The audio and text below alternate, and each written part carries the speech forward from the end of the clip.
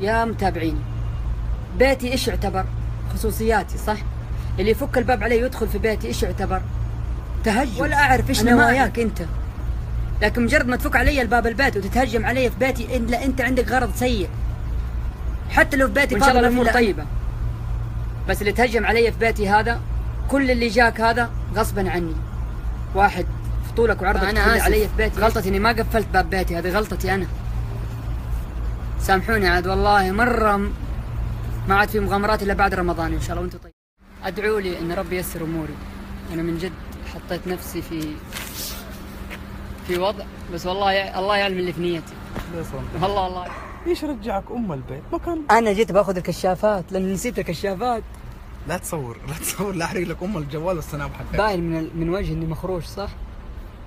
والله شوف، هذا اللي فضحتني، هذا البلوزه. ترى ما صار شيء ها؟